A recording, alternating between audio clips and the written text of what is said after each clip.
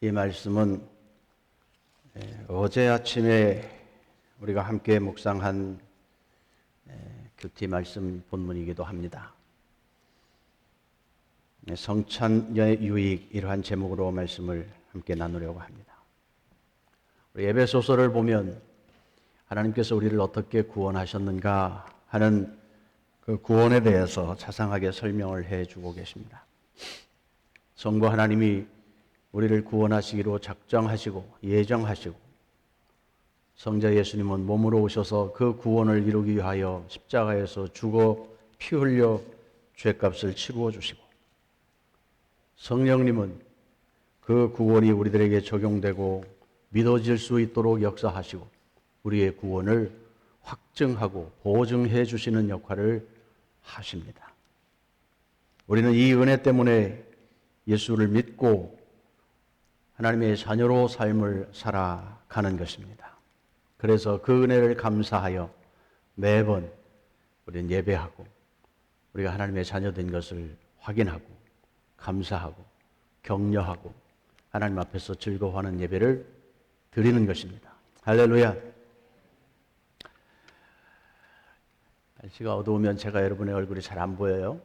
그러면 주무시는지, 화가 나셨는지, 또 근심에 쌓여 있는지 분간이 안 돼. 예배 여러 요소들 중에 특별히 설교는 기록된 하나님의 말씀을 읽고 해석하고 또 적용하기 위해서 말씀을 듣는 시간입니다. 말씀을 배워서 하나님이 누구인지 알고 그 하나님의 뜻대로 살려고 하는 목적이 있기 때문입니다. 그런데 듣는 설교가 오늘 이곳에서 나에게 말씀하시는 하나님의 음성으로 들려져야만 설교의 의미가 있습니다. 그렇지 않으면 목사의 생각이나 지식적인 강의나 종교적인 훈화에 그칠 수가 있기 때문에 그렇습니다. 요즘 인터넷 시대에 본문 말씀 치면 수많은 명설교가들의 설교가 수도 없이 떠옵니다. 방송이 우리의 귀를 따갑게 합니다. 아마 여러분들이 이 설교자보다 훨씬 더 많은 지식을 가지고 본문을 해석할 수도 있을 것입니다. 그러나 선포되어지는 말씀을 듣고 함께 하면서 이 회중 가운데 이곳에 성령께서 우리 각 사람을 만지시고 새롭게 하시는 은혜가 경험되어야 진정한 예배의 의미가 있는 것입니다. 그래서 집에서 TV를 통해서 예배드리거나 인터넷으로 남의 설교를 듣고 예배드렸다 그렇게 말하는 것은 오늘 이 현장 가운데 우리에게 주시는 하나님의 음성을 들을 수 없는 예배를 드린 것입니다. 그런 차이가 있습니다. 그래서 어떤 목사님은 인터넷 설교 올리지 않더라고요. 그 목사 설교 자랑하는 것도 아니고 교회 홍보 차원에서 올리는데, 그 설교는 그날 우리들에게 이곳에서 주시는 하나님의 음성으로 들어야 의미가 있습니다. 그래서 올리지 않는 고집스러운 목사도 있어요. 의미가 있다고 생각합니다. 그래서 말씀을 전하는 자나 듣는 자가 우리 가운데 성령께서 주도적으로 역사하여 우리의 마음을 여시고 그 말씀을 이해할 수 있도록 도와주시고 우리의 삶에 하나님의 뜻이 무엇인지를 분별하고 적용하도록 결단에 이르도록 도와주시기를 기도하며 말씀을 전하고 듣는 것입니다. 할렐루야. 우리 그렇게 잘 훈련받아 설교를 잘 들으셨습니다. 그래서 우리가 신앙이 성숙해지고 하나님 보시기에 이만큼 아름다운 교회가 되었습니다. 그러나 혹 보면 이 시간이 좀 지루하고 또 다른 데 자꾸 생각이 가고 또 성경 보다가 인터넷 다른 데 가고 또 이런 일들이 종종 있어요. 빼앗기지 않아야 지금 이곳에 계시는 주님을 내가 보고 듣고 경험할 수 있는 예배가 되도록 우리가 노력을 해야 합니다. 또 오늘 우리가 성찬식을 함께 갖는 날입니다. 성찬식은 음식을 먹는 행위를 통하여 하나님을 경험하는 것입니다. 하나님을 만난다, 하나님과 교제한다, 경험한다, 다 같은 맥락의 말입니다. 그리스도의 몸과 피를 먹고 주님과 하나가 되기 때문에 그렇습니다. 설교에서는 어떤 문제에 대해서 이론적으로 배우고 생각하고 좀 추상적인 것들을 우리가 이렇게 생각하고 배워갑니다. 그러나 그것이 우리의 마음속에 확정적으로 경험되고 깨달아지고 감동으로 다가오는 것은 그리스도의 몸과 피를 우리가 함께 나누는 성찬을 통하여 이루어진다고 말할 수 있습니다. 그래서 우리 종교 개혁가들이 이 중세 카톨릭의 잘못된 것들을 고치면서 성찬을 좀 횟수를 자꾸 줄여 놓았는데 원래 정신은 그렇지 않아요. 성찬은 설교와 함께 매주 할 수 있으면 좋습니다. 왜요?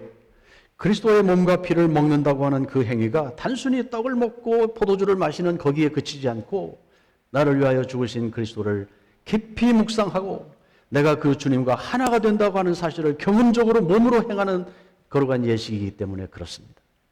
이 예식 속에도 성령께서 우리에게 은혜를 주셔서 우리의 굳어진 마음들이 무너지고 우리를 근심하게 하는 걱정거리들이 사라지고 질병이 떠나가고 그리스도 안에서 참 자유 얻었다고 하는 그 우리의 믿음의 고백이 내 몸으로 마음으로 삶에서 경험되게 만드는 은혜가 있기를 기도하는 것입니다. 여러분, 음식은 누구랑 먹는지가 중요합니다. 아무리 좋은 음식을 차려놓아도 동네 깡패가 잔치 배설하고 내가 사죄하는 마음으로 여러분 식사 대접할 테니 오시오. 그리고 초청하면 즐거운 마음으로 갈 사람이 얼마나 있겠습니까? 불편합니다. 그러나 성찬은 주님과 함께 앉아 먹는 거룩한 식탁입니다. 할렐루야. 제자들만 주님과 함께 유월절 음식을 먹은 것이 아니라 지금도 영으로 임재하시는 주님이 이것을 먹고 마실 때마다 나를 기념해라 하신 그 주님이 우리 가운데 계심을 믿고 이 식탁을 나누어 주시는 분이 주님이시고 우리를 초청하여 주시는 분이 주님이시라는 것을 인정하며 그 믿음으로 먹고 마시는 것입니다. 예수님 사역에 먹는 이야기가 참 많이 나옵니다. 예수님 제자들과 함께 사역하시면서 틈만 나면 동네 사람들, 특별히 죄인들, 구원받아야 할 사람들, 그들과 함께 앉아 먹었어요. 그래서 사회 기득권층의 비난을 항상 받았습니다. 저 양반은 가르치는 내용도 혁신적이고 우리가 이해할 수 없는 내용들인데 하는 짓거리도 보면 꼭 죄인들과 같이 놀아. 거기서 먹는데 이건 할 수 없는 일이야. 그런 비난을 받았습니다. 먹보라는 비난을 받았습니다. 술꾼이라는 비난을 받았습니다. 여러분, 우리가 사람을 교제할 때 마음을 나누는 가장 좋은 방법은 함께 식탁을 나누는 것입니다. 요즘 이민생활에 바쁘다 보니까 외식들을 안 하셔서 밥 한 끼 먹자. 그러면 집에서 더운데 밥하느라고 고생들을 하셔요. 밥만 먹자는 게 아니잖아요. 예수님은 특별히 죄인들과 먹고 교제하셨습니다. 그들을 구원하시기 위한 전략이었습니다. 베세다 광야에서 5,000명을 먹였습니다. 떡 5개, 물고기 2마리 가지고 하늘을 우러러 축사하시고 떼어 제자들에게 주어서 나누어 먹게 했습니다.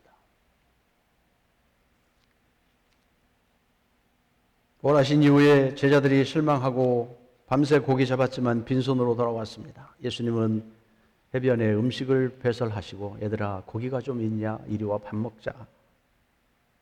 그리 말씀하셨습니다. 선생님이 죽은 이후에 낙심하여서 엠마오로 돌아가던 두 제자 길을 가면서 말씀을 풀어 설명해 주실 때 그들의 마음이 뜨거워졌습니다. 그리고 그 말씀을 더 들으려고 함께 유하고 음식을 함께 나누었습니다. 예수님 식탁에서 떡을 떼어 나누어 주시며 말씀하실 때 그들의 눈이 밝아져 주님인 것을 알아보았습니다. 먹는 것은 중요합니다. 단순히 배고픔만 해결하는 것이 아닙니다. 함께 식사하는 그분의 상황, 문제, 기도 제목, 우리가 함께 교제하는 거룩한 만남, 그것이 식탁의 교제입니다. 성찬은 예수님과 아주 가까이 얼굴을 맞대고 앉아서 밥을 먹는 거예요.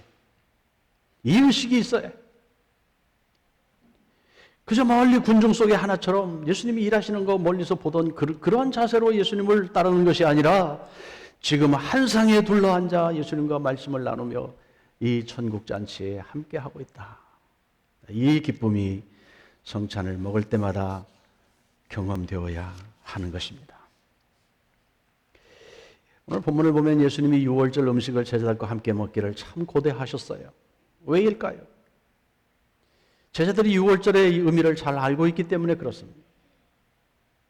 애굽에서 나올 때 그 마지막 밤에 짐승의 피를 집안 문에 발라서 그 죽음의 사자들이 건너뛰었습니다. 그래서 건너뛰었다.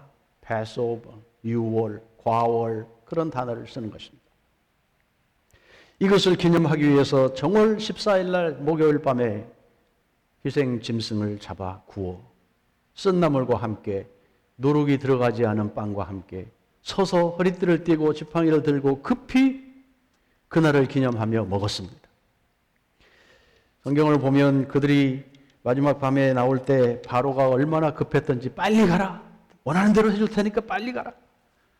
그래서 들쳐매고 나온 반죽 덩어리가 누룩을 채 넣지 못한 걸 들고 나왔어요. 그래서 6월절에는 누룩 없는 빵을 먹는 거예요. 쓴 나물은 그날의 고통을 기억하기 위한 거죠. 그렇게 6월절의 의미를 잘 아는 제자들에게 예수님은 지금 이 마지막 6월절 십자가를 앞에 놓고 그것을 함께 먹기 원했습니다. 그러면서 새로운 6월절, 자신이 몸으로 죽어 피 흘려 희생양 되어 믿는 자들을 구원하시는 하나님의 구원의 방법, 새로운 6월절, 새 언약, 그 사실을 제자들에게 설명하기 위해서였습니다. 하나님의 구원 계획이 어떻게 이루어지는가, 그것을 6월절 식탁에서 몸으로 재현하시며 보여주시며 설명해 주셨습니다. 빵을 들어 함께 나누어 먹어. 이것은 너희를 위하여 주는 내 몸이다. 받아 먹어라. 잔을 드시고 이것은 너희를 위하여 흘리는 피, 곧 언약의 피다. 받아 마셔라. 이것을 먹을 때마다 나를 기념해라. 기억해라. 예수님은 자신의 죽음의 의미를 떡과 포도주를 나누어 먹는 행동으로 보여주신 것입니다. 그리고 계속 이것을 행하여 자신을 기억하라고 성만찬을 제정해 주셨습니다. 주님은 새 언약을 통하여 모든 사람들이 구원의 감격을 나누게 했습니다. 그 언약은 율법이 정한 희생 짐승의 피가 아니라 주님의 대속의 죽음, 그 피로 구원을 얻게 하는 새 언약입니다. 에레미야서 31장을 보면 31절부터 이런 말씀이 있습니다. 훈련이 잘 된 교회는 이렇게 말하면 벌써 성경 넘어가는 소리가 차차차차차 들려야 돼요. 에레미야 31장 31절 여호와의 말씀이니라. 보라, 날이 이르리니 내가 이스라엘 집과 유다 집에 새 언약을 맺으리라.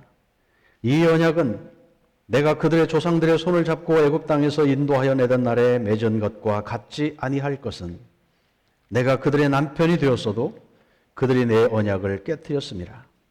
여호와의 말씀이니라. 그러나 그날 후에 내가 이스라엘 집과 맺을 언약은 이러하니 곧 내가 나의 법을 그들의 속에 두며 그들의 마음에 기록하여 나는 그들의 하나님이 되고 그들은 내 백성이 될 것이라.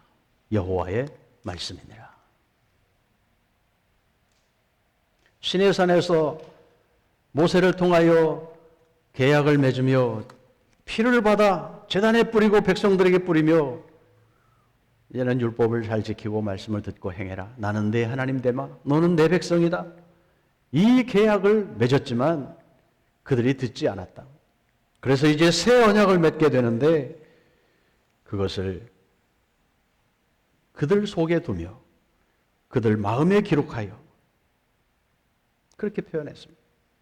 예수 그리스도 피 흘려주신 그 피로 새로운 언약을 맺어주시고 이제는 우리 안에 성령께서 오셔서 하나님을 알게 하고 그 법을 지키게 하고 하나님이 나의 하나님, 나는 하나님 백성, 그 관계를 지속하도록 은혜를 주신 것입니다. 이 새 언약, 이것 때문에 우리도 예수 믿고 하나님의 자녀가 되었습니다. 할렐루야. 아니면 이방인이에요. 율법에 의하면 아직도 죄인이에요. 하나님을 부를 수 없는 자들이었는데 주께서 그렇게 새로운 언약을 세워주심으로 모든 믿는 자들이 하나님 앞에서 회복되고 자녀로 거룩한 백성으로 하나님과 함께 일하는 자들로 살아갈 수 있도록 세워주셨습니다. 성찬식을 영어로 표현할 때 커뮤니온 그렇게 말합니다. 교제, 참여 그런 의미를 갖는 단어입니다. 커뮤니티 그러면 우리 동네에 이렇게 집단을 이야기하잖아요. 커뮤니케이션 그러면 여러 사람들이 함께 이렇게 주고받는 그 대화 수단을 이야기하는 거 아니에요? 커먼 그러면 뭐 공통 관심사 뭐 이런 단어입니다. 커뮤니티 우리가 함께 참여한다, 교제한다. 주님의 몸을 함께 먹는다. 우리가 주님과 함께 먹는다. 하나가 되었다. 뿐만 아니라 그리스도의 몸을 이루어가는 교회 공동체가 성찬을 통하여 하나가 되는 것입니다. 너와 내가 하나가 되는 것입니다. 한 형제, 한 자매라고 말하는 것입니다. 이 피 안에서. 아직 이 관계가 좀 불편하신 분들이 혹 있으십니까? 같이 예배는 앉아 있는데 별로 그렇게 마음을 쫙 터놓고 끌어안고 한 식구라고 말하기에 좀 꺼리는 분들이 있을지 모르겠어요. 부부싸움 하고 오신 분은 오늘 아침 그럴 수 있겠어요? 빨리 성찬을 먹기 전에 풀으셔야 돼. 또 성찬을 유카리스트라는 단어를 사용하기도 하는데 그것은 감사의 제사라는 말입니다. 하나님께서 우리에게 베풀어 주신 그 은혜를 기억하고 감사하며 먹는 것입니다. 그래서 교회는 이 성찬을 아무에게나 주지 않고 주님을 주님으로 고백하는 세례받은 자들의 하나여 먹게 하는 전통을 가지고 있습니다. 물론 더 폭넓게 열어서 예수님을 고백하는 자들, 세례받지 않은 사람도 그렇게 성찬에 참여하게 하는 경우도 있습니다만 어느 교회는 아주 더 자기 교회에 등록된 정회원들에게만 세례를 받은 정회원들에게만 성찬을 주는 교회도 있습니다. 이것은 신앙 고백을 분명하게 점검하려는 의도가 있기 때문에 그렇습니다.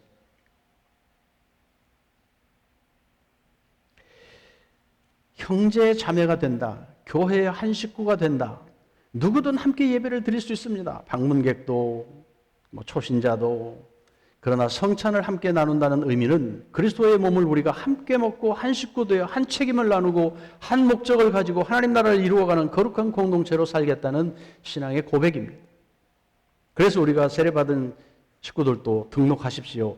입교식을 하고 한 식구 되어 교회를 섬기겠습니까? 우리가 서로 약속을 하는 이유가 거기에 있습니다. 한 비전, 한 책임, 그 일들을 분담하여 같이 교회를 만들어 가겠다는 의지의 표현이기 때문에 그렇습니다. 중요한 의미가 있습니다. 그러므로 우리가 성찬을 행할 때마다 식탁에 함께 앉아 음식을 떼어주시는 주님을 보아야 합니다. 성찬위원들이 넥타이도 안 했네 오늘? 이런 거 보지 마시고 오늘은 포도주가 반잔밖에 안 따라졌어? 정봉래 집사님 손이 좀 약했구만? 이런 생각하지 마시고 지금 이 성찬의 주인 되시고 호스트 되시는 주님이 나에게 이 거룩한 몸과 피를 오늘 또 주신다. 내가 이것을 먹을 때 나는 죽고 그리스도로 살겠다고 하는 그 거룩한 삶을 함께 할 수 있도록 힘을 주시는 귀한 요소가 된다고 믿고 감사함으로 이 떡과 잔을 먹어야 하는 것입니다. 바울은 성찬에 대해서 가르칠 때 분별하지 못하고 먹으면 죄를 먹는 것이다. 그렇게 말해요. 성찬의 의미가 뭔지 교회 갔더니 떡 주대, 포도주도 주대, 아이, 원액을 줘서 좀 취했어. 뭐 이런 사람도 가끔 있어요. 그러니까 성찬을 경시하게 되는 것입니다. 거룩한 그리스도의 희생을 값없는 것으로 전락시키는 일입니다. 그래서 우리는 이 성찬을 먹을 때마다 물론 주께서 죽으셔서 피 흘리셔서 희생하셔서 우리가 구원받았다고 하는 그 사실을 깊이 묵상하면서, 그러면서도 죄에만 얽혀있는 그것이 아니라 나를 새롭게 하셔서 부활의 기쁨 가운데 하나님 나라를 위하여 동역자로 쓰시고 일꾼으로 쓰시는 그 주님과 함께 먹는다고 하는 그 기쁨을 우리는 이 성찬 속에서 같이 누려야 합니다. 한국교회 성찬을 비판하는 분들은요, 이게 뭐야? 관짝이야? 예수님 죽음을 여기다 다시 모셔놓은 거야? 그렇게 비판하는 분들이 있어요. 저는 의미가 있다고 봐요. 그래서 이 뚜껑 덮지 않고 그래서 이 테이블에 성찬 준비해서 성찬식 하면 어딘지 거룩한 모습이 좀 덜한 것이 우리 문화가 되어버렸어요. 그러나 여러분, 분명 주님의 죽음을 기념하고 그 희생을 우리가 기억하지만 더 중요한 것은, 그래서 오늘 우리가 부활의 감격 속에 주님과 함께 하나님 나라를 이루어가는 귀한 동역자로 이곳의 기쁨의 식탁을 함께하고 있다는 것을 놓치지 않아야 합니다. 그래서 성찬을 배종하는 사람이 안수받은 장로님이든 안수집사님이든 아니면 청년들이 그것을 배종하든 그게 중요한 것이 아니라 이 떡과 잔을 통하여 우리 가운데 주인으로 임하시는 주님을 경험하는가, 그것을 볼 수 있어야 합니다. 어느 교회 갔더니요, 교회가 좀 큰 교회였어요. 우리가 먹는 이 떡과 잔을 하나로 묶었어요. 그렇게 해서 팔더라고요. 그래서 들어올 때 하나씩 다 줘요. 호주머니에다 넣어가지고. 자, 성찬식 합시다. 내세요. 꺼내놓고, 자, 떡을 떼세요. 주님의 떡입니다. 주님의 몸입니다. 감사함으로 드십시오. 자, 잔을 여세요. 주님의 피입니다. 전 굉장히 쇼크 먹었어요. 뭐야 이거, 성찬식을 이렇게 해? 그것도 별로 경건미가 없어요. 그냥 감사함으로 즐겁게 우리가 한 식구 되었습니다. 감사함으로 박수치고 할렐루야. 굉장히 충격이었습니다. 그런데요, 성찬의 의미는 그것입니다. 그리스도께서 우리 가운데 죽으셨지만 그 죽음에 머물러 있지 않고 부활하셔서 영원한 소망을 우리에게 주시고, 오늘 우리가 이것을 기념할 때마다 내가 주 앞에 새로운 존재가 되었고 하나님과 함께 거룩한 삶을 누리고 있으며 하나님이 하시는 이 세상을 다스리시는 일에 내가 손과 발이 되어 하나님과 함께 일한다. 이게 하나님의 동역자, 동행자, 대행자, 협력자, 이러한 관계로 내가 일상을 살아간다고 하는 이 정신이 얼마나 중요한지 모릅니다. 오늘 성찬을 받으며 우리의 가슴 속에 이러한 기쁨과 책임의식이 새롭게 올라오는 복된 시간이 되기를 원합니다. 그럴 때 의미가 있어요. 너희가 이것을 먹을 때 마시다 행할 때마다 나를 기념해. 주의 재림을 기다리는 성도들이 주께서 다시 오시는 그날까지 이 성찬을 계속하며 주님이 죽으셨다, 그러니 슬퍼해라, 이게 아니라 그것을 통하여 우리가 구원받았으니 기뻐하고 감사해라. 지금 하나님께서 병든 자, 연약한 자, 소외된 자를 품으시고 일하시는 그 일에 우리를 부르셨으니 내가 작은 예수 되어 그 일을 함께 감당하겠다. 이 도전과 결단이 새로워지는 성찬의 의미가 되어야 합니다. 그래서 성찬식은 복음의 핵심을 먹고 마시는 행동으로 선포하는 전도다, 이렇게 말하는 분이 있어요. 우리가 주님의 몸과 피를 먹고 마시는 이 행동 속에서 우리가 그리스도인 되었다고 하는 것을 증거하는 것뿐만 아니라 아직 주님을 알지 못하는 사람들에게 이 성찬 예식을 보고 전도가 된다. 복음이 무엇인지를 이해하게 된다. 그렇게 설명하는 것입니다. 여러분 이해가 되십니까? 그저 단순히 가져다 주는 떡 먹고 감사합니다. 그래서 성찬을 좀 많이 하기 원하는데 너무 경건미가 떨어지고 의미가 퇴색된다는 것 때문에 우리 한국교회가 성찬을 많이 못해요. 많이 하면 퇴색이 됩니까? 그럼 예배도 가끔 드려야죠. 아닙니다. 더 자주 하며 그 의미를 몸으로 체험하고 하나님께서 우리를 만져주시는 것을 경험할 수 있어야 합니다. 오늘 여러분 마음에 무거운 짐 가지고 오신 분들이 이 떡과 잔을 먹으며 좀 해방을 누리세요. 주님 앞에 내려놓으세요. 주님 나를 해방시키기 위해 이미 죽으셨잖아요. 내가 그걸 믿으니. 몸이 부자유하신 분도 있어요. 그래서 나이가 들어서 좀 망가진 거, 그럼 그건 기도하면 안 될까요? 하나님의 능력을 우리가 믿는다면, 죽은 자도 필요할 때는 살려내신 그 하나님의 능력으로 우리를 만지시면 열로 하여져서 닳아서 무릎이 아픈 것도 해결될 수 있습니다.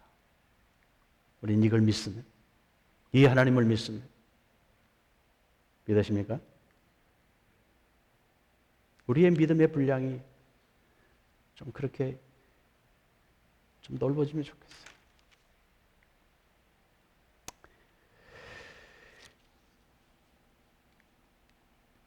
세례가 주님 안에서 새롭게 된 생활의 시작이라면 성찬은 그 관계의 지속을 위한 것입니다. 우리가 주님 믿고 변화된 그 사실, 그래서 그 신앙을 고백하고 세례를 받습니다. 내가 새로운 존재가 되었습니다. 주님 안에서 새롭게 태어났습니다. 그 시작이라면 성찬은 때마다 그 관계를 다시 새롭게 하고 유지시키는 지속성을 갖게 하는 귀한 요소입니다. 성찬을 그렇게 하찮게 보지 마십시오. 종교개혁가들은 성찬 없이는 구원도 없다, 그렇게 심하게 말하는 사람도 있습니다. 성찬에 참여하지 못하게 하는 것은 교회의 가장 큰 징계 중에 하나였습니다. 물론 큰 잘못을 해서 교회에서 퇴출되는 경우도 있죠. 이단에 연루되거나 심각한 죄를 지었거나 회개하지 않는 죄를 지었거나 그러면 교회의 경건성을 위해서 벌을 해야 합니다. 요즘 이것이 약해져서 교회들이 참 어렵습니다만, 그래서 함께 있으면서 회개할 기회를 주기 위해서 성찬 정지, 수찬 정지, 성찬 받는 것을 금하는 거예요. 가택연금 같은 거예요. 6개월. 큰 벌입니다. 오늘 성찬을 받으며 주님의 몸과 피를 먹는 것, 주님과 한식탁에 앉아서 먹는 것, 나에게 주신 하나님이 주시는 큰 특권이고 감사할 조건인 것을 경험적으로 알 수 있게 되기를 원합니다. 성령께서 그렇게 여러분을 만져주시기 원합니다. 그러니 우리 자신을 준비해야 합니다. 살펴야 합니다. 성찬을 그렇게 복된 자세로 행할 때마다 하나님께서 우리를 회복시키고 새롭게 하시는 은혜가 있습니다. 주의 몸을 분별하지 못하고 먹고 마시는 자는 자기의 죄를 먹고 마시는 것이다. 고린도전서 11장 29절. 그래서 올바른 자세로 예배하고 올바른 자세로 성찬을 먹고 올바른 자세로 말씀을 듣고 주님 앞에서 그렇게 살아가는 싸움을, 훈련을 계속해 가는 것입니다. 이렇게 올바른 자세로 먹는 성찬은 주님으로 말미암아 살게 하는 승리를 줍니다. 요한복음 6장 56절, 내 살을 먹고 내 피를 마시는 자는 내 안에 거하고 나도 그 안에 거하나니 살아계신 아버지께서 나를 보내심에 내가 아버지로 인하여 사는 것 같이 나를 먹는 그 사람도 나를 인하여 살리라. 내 힘으로 사는 게 아니라 이제는 주님이 내 안에 오셔서 나와 함께 하시고 나를 대신하여 일하시고 주님의 능력 가운데 살게 된다는 것을 이 성찬에서 가르쳐 주신 것입니다. 할렐루야. 믿음이 약하신 분이 있습니까? 잘 믿어지지 않는 부분들이 있어요? 내가 믿음이 좀 더 굳세어져서 주님 앞에 기쁨으로 살기 원하는 분이 있으세요? 좋습니다. 이게 문제예요. 감사함으로 성찬의 의미를 깊이 묵상하며 주님의 몸과 피를 먹는 그런 의미로 함께 성찬에 임해 보십시오. 새 은혜가 있습니다. 오늘 우리가 행하는 이 성찬을 통하여 신비를 경험하고 주님과 하나가 됨을 경험하고 새롭게 해주시는 새 힘을 공급받는 복된 시간이 되기를 원합니다. 기도하십시다.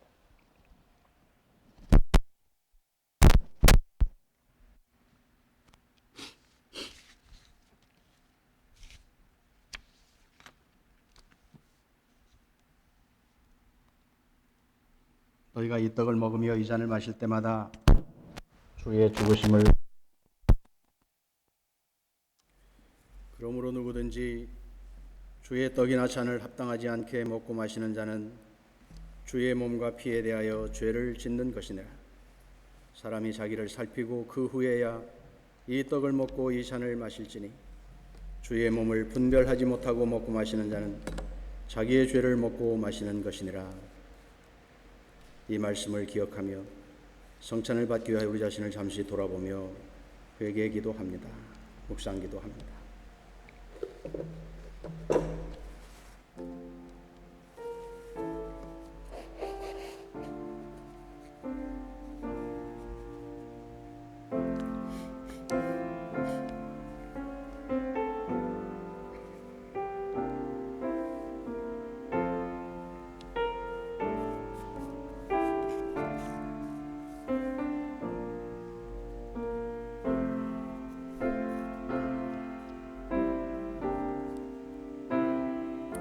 우리가 우리의 죄를 자백하면 하나님은 미쁘고 의로우셔서 우리의 죄를 사하시고 모든 불의에서 우리를 깨끗게 하신다고 약속하셨습니다. 십자가의 보혈로 오늘 우리의 여러 부족함들을 덮어주셔서 담대함을 얻게 하시고 주님과 함께 기쁨으로 떡과 잔을 먹는 시간이 되게 하여 주옵소서. 예수님의 이름으로 기도합니다.